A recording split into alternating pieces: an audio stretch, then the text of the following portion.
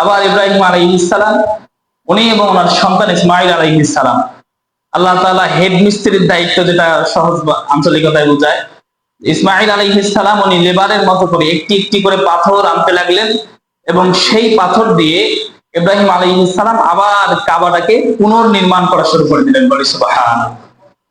নূহ আলাইহিস সালামের জামানায় উনিও যখন কাবা ঘরের মধ্যে ইবাদত করতেন এবং সেখান থেকে উনি দাওয়াতি কার্যক্রম চালাতেন, আমরা সকলেই জানি ওনার দাওয়াতি কার্যক্রম যখন চলেছিল খুব কম সংখ্যক মানুষ ওনার দাওয়াতটা কবুল করেছিলেন।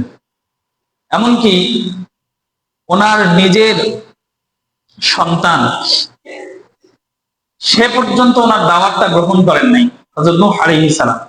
এবং সেজন্য নূহ আলাইহিস সালাম রাগ করে আল্লাহ তাআলার কাছে বলেছিলেন যে আল্লাহ, এই জাতি আপনার দেওয়া দ্বীন গ্রহণ করতেছে না, অতএব আপনি এদেরকে ধ্বংস করে দেন। তখন আল্লাহ তাআলা বললেন যে ঠিক আছে, আমি এদেরকে শাস্তি স্বরূপ প্লাবন দেব, এদেরকে বন্যা কবলিত অবস্থায় ফেলবো। তুমি তোমার নিজের জন্য এবং তোমার সংশ্লিষ্ট যারা থাকবে, তোমার সাথে যারা থাকবে, তোমার অনুসারী যারা থাকবে, তাদের জন্য তুমি একটি নৌকা বা একটি তরী তৈরি করো। তো যাক, অনেক লম্বা ইতিহাস। আল্লাহর নবী নূহ আলাইহিস সালাম উনি একটা তরী সৃষ্টি করলেন বা তৈরি করলেন, একটা নৌকা তৈরি করলেন।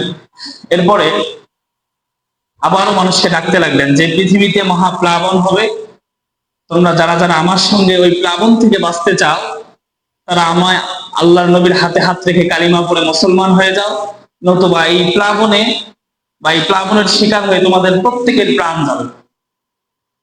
তো যাই হোক, অনেক লম্বা ইতিহাস। ওনার দাওয়াত কিছু লোক গ্রহণ করলেন, কিছু লোক করলেন না।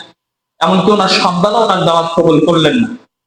এবং ওনার সন্তানকে শেষ পর্যায়ে বললেন যে যে প্লাবনটা আসতেছে, প্লাবনটা আসার পরে যদি তুমি আমাকে বলো যে আমি তোমাকে যেন বাঁচাই, তো তখন পর্যন্ত আমার ওই ক্ষমতা থাকবে না। কেন? তখন আল্লাহর গজব চলে আসবে, আর আল্লাহর গজব আসার সময় আমি নবীর দোয়া আল্লাহর কাছে গ্রহণযোগ্য হবে না।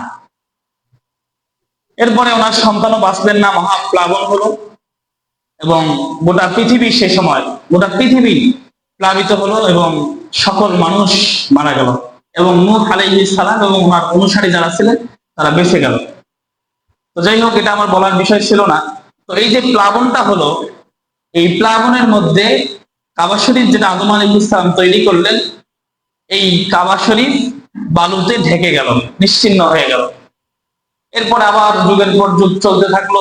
আল্লাহ তাআলার ইবাদত করার মতো কোনো মানুষ যখন নাই, তখন আল্লাহ তাআলা ইব্রাহিম আলাইহিস সালামকে পাঠাইলেন, আমাদের জাতির পিতা ইব্রাহিম আলাইহিস সালাম। এবং তিনি আসলেন।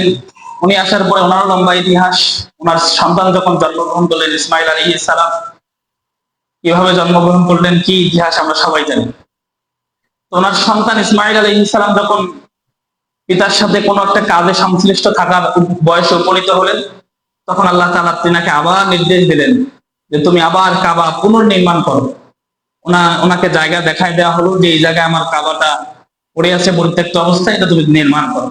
তখন আবার ইব্রাহিম আলাইহিস সালাম উনি এবং ওনার সন্তান ইসমাইল আলাইহিস সালাম, আল্লাহ তাআলা হেড মিস্ত্রির দায়িত্ব, যেটা সহজ আঞ্চলিকতায় বোঝায়, ইসমাইল আলাইহিস সালাম উনি লেবারের মতো করে একটি একটি করে পাথর আনতে লাগলেন এবং সেই পাথর দিয়ে ইব্রাহিম আলাইহিস সালাম আবার কাবাটাকে পুনর্নির্মাণ করা শুরু করে দিলেন। বলি সুবহানাল্লাহ।